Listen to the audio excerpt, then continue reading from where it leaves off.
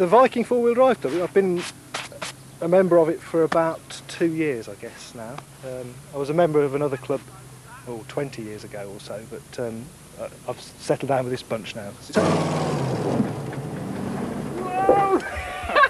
It's only a small club, and we cater for all different makes of 4x4s, so there's Suzukis and Fords and Jeeps and Daihatsus, the whole range. And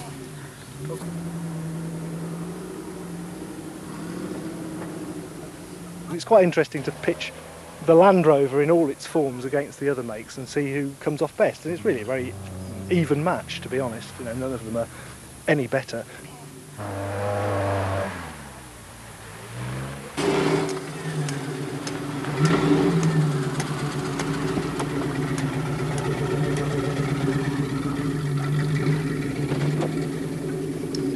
I think it's the fun of having a car that will go virtually anywhere, and when you've used these on the road, you're not aware of how good they are, so this is a good opportunity to try them out.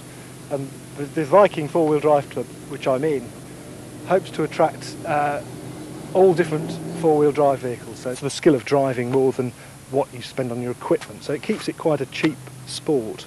You guys here have spent a lot of money on these, yes, but that's not necessary. You don't need to spend that much money, you just need an old four-wheel drive that you don't mind the odd dent in, or a relatively new one. What we're doing today is we're laying out two different groups of sections. The red Land Rover, Dean there, he's laying out what's called an RTV course. Now that's competition designed specifically for road-going vehicles. So you could drive here in your shiny new 4x4, have a day's fun and hopefully drive it back undamaged. So that's the easier course. The yellow Land Rover, which is Dave's laying out a course for those who are a bit more committed to it and not afraid to do the object of damage. I mean, we don't intend to damage them, but you never know.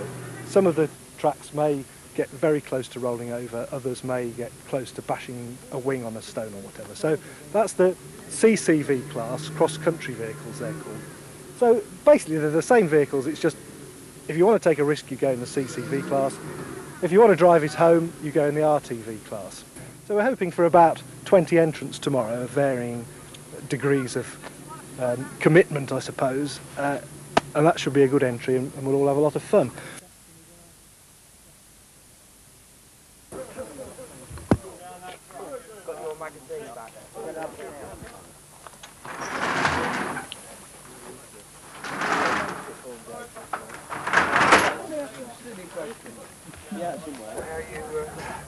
How you define the MOC?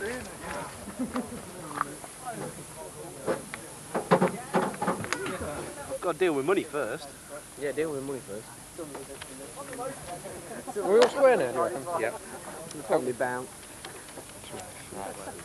It takes me a bit longer than all the others because I have to transform it from a comfortable road-going saloon into a off-road monster. Well, I've taken the roof off, taken the windscreen off, so that if it rolls over the windscreen won't break. Changed all the tyres, well, wheels for better ones, which are more suitable for off-roading, and I'm just sort of tying down anything that's loose in here so it doesn't fall over and hit me on the back of the head, basically. I think we've got quite a big entry for the RTV section, but not such a big entry for the CCV section, 3 in fact, so that doesn't matter, we'll just have more fun. Probably get more sections done. Are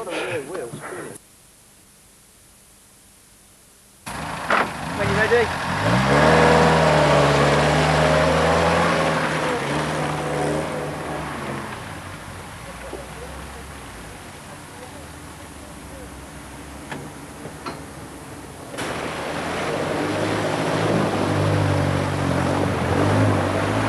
I've always had this Land Rover. I bought it when I was 19, so that's a long time ago, longer than I care to remember. It was 80 quid at the time.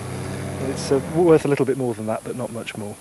Well, it's a 1948 Land Rover. They started making them in July, and this was made in December, so it's one of the very first ever.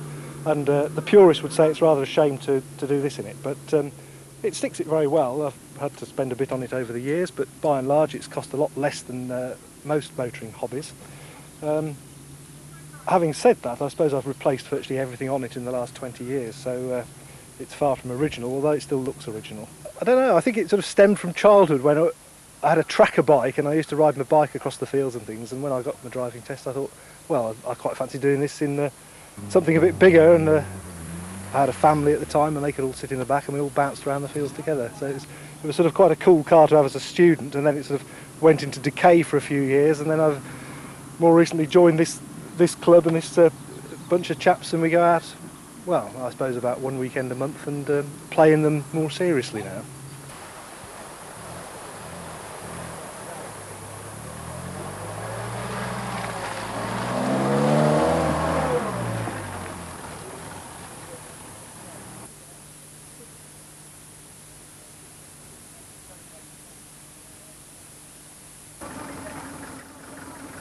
No, it's been a lot of fun. I've enjoyed it.